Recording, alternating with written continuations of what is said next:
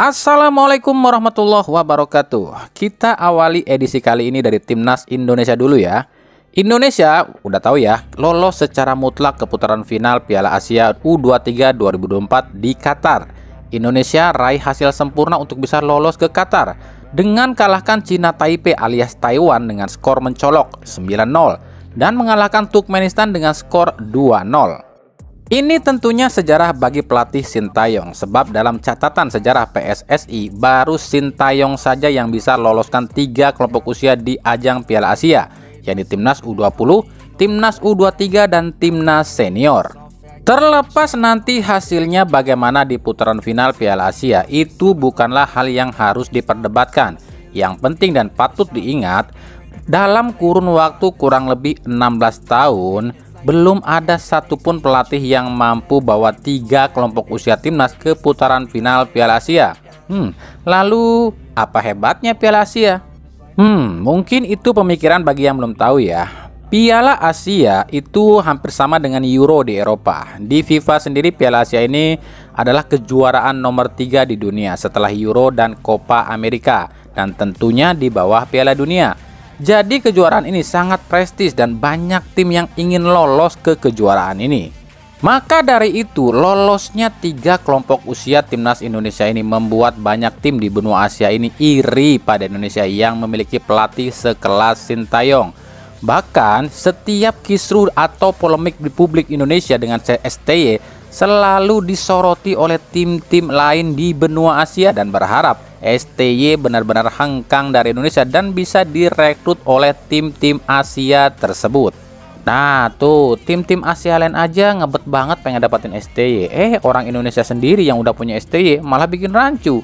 Ya emang kita mungkin saja masih kalah kelas dengan Jepang dan negara-negara Asia Barat soal kekuatan pemain, tapi bukan lantas menyalahkan pelatih. Contohnya gini aja deh, STY pernah bawa Korea Selatan melaju ke perempat final Piala Dunia dan gagal juara, tapi STY nggak dihujat tuh, bahkan dianugerahi penghargaan oleh Federasi Korea Selatan. Sebab bukan juara yang jadi tolak ukur utama, tapi prestasi bisa bicara di kancah dunia saja itu sudah menjadi kebanggaan. Buktinya sampai saat ini setelah lepas dari STY, Korea Selatan belum mampu lagi tuh sampai ke putaran final atau perempat final Piala Dunia. Oke, berikut akan kami tampilkan tim-tim yang lolos ke putaran final Piala Asia U23 Qatar. Yang pertama Qatar, tuan rumah, lolos otomatis. Yang kedua Yordania, juara grup A. Yang ketiga Korea Selatan, juara grup B. Yang keempat Vietnam, juara grup C. Yang kelima Jepang, juara grup D. Yang keenam Uzbekistan, juara grup E. Yang ketujuh Irak, juara grup F. Yang kedelapan Uni Emirat Arab, juara grup G. Yang kesembilan Thailand, juara grup H. Yang kesepuluh Australia, juara grup I. Yang kesebelas Arab Saudi, juara grup J. Dan yang ke-12 Indonesia, juara grup K. Dan 4 tim runner up terbaik adalah Kuwait, runner up grup F, Tajikistan, runner up grup I, Cina, runner up grup G, dan Malaysia, runner up grup H.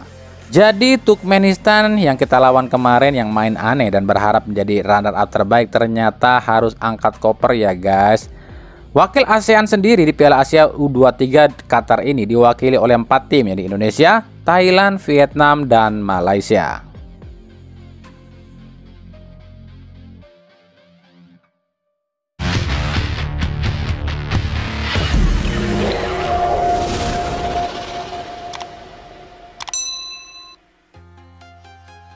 Masih dari Timnas Indonesia, Ivar Jenner. Nama pemain naturalisasi keturunan Belanda dan Jember, Jawa Timur ini mendadak jadi viral dan jadi buah bibir di kalangan pecinta sepak bola tanah air. Bukan cuma gara-gara 1 golnya ke gawang Turkmenistan, tapi juga aksi-aksi serta gaya main dan juga kontribusi pemain berusia 19 tahun ini yang menuai pujian. Sebelumnya, nama Ivar ini sempat diragukan akan bersinar di Timnas Indonesia sebab dari riwayat Ivar yang cuma main di klub Young Utrecht membuat masyarakat Indonesia ini pesimis dengan skill serta kemampuan Ivar. Bahkan masyarakat Indonesia mungkin lebih menyoroti kompatriotnya, yakni Rafael Struij. Tapi mentalitas pemuda bertinggi tubuh 188 cm ini diperlihatkan. Dia ini sebenarnya nggak cepat, lari pun biasa aja, tapi kemampuan atur ritme dan positioning dia serta penguasaan bola dia ini apik, membuat Ivar ini paling menonjol di laga lawan Turkmenistan.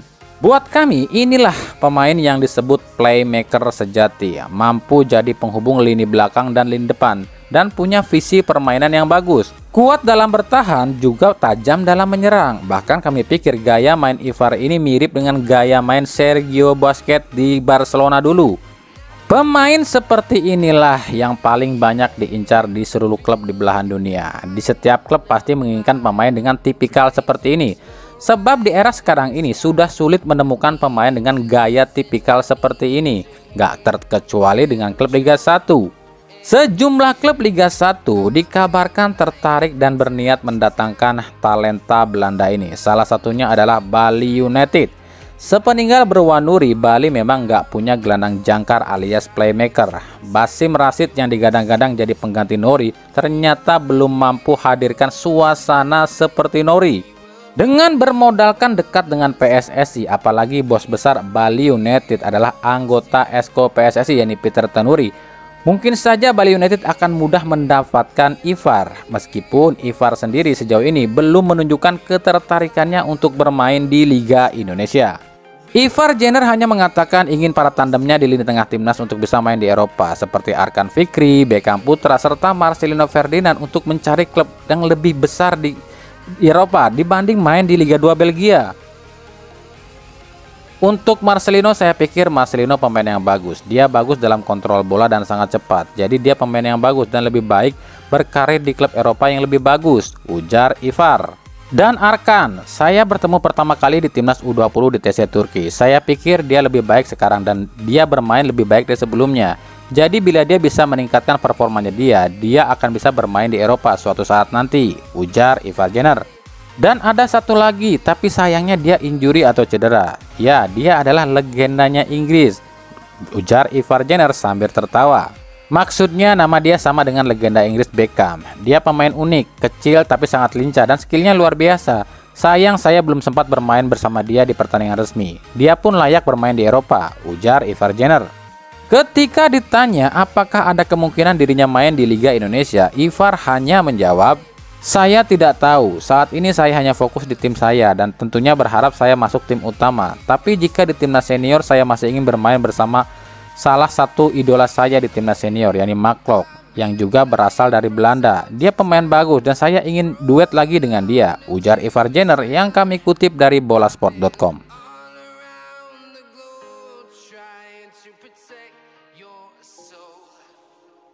Kita beralih ke berita klub.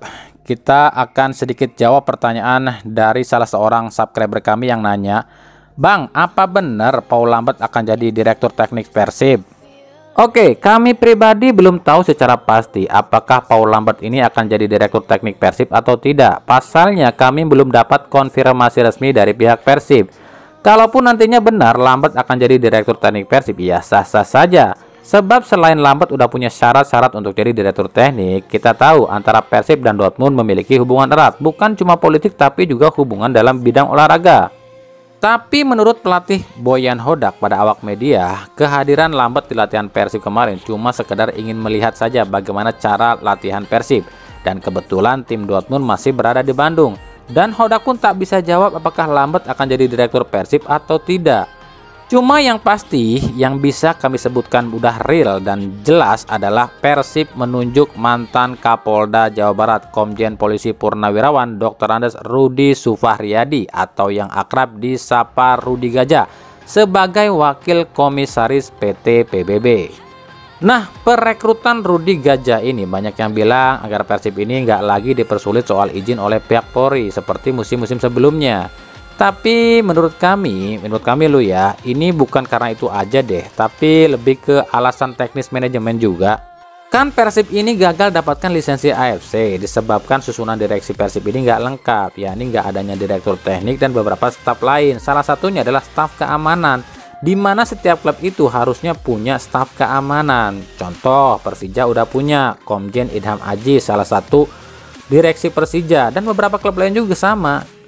Jadi ya wajar saja jika Persib merekrut Rudi Gajah masuk ke jajaran direksi Persib, karena ini mungkin salah satu syarat untuk bisa mendapatkan lisensi AFC. Ya, ini cuma asumsi kami loh ya. Jadi intinya kalau soal Paul Lambert kami belum bisa pastikan ya.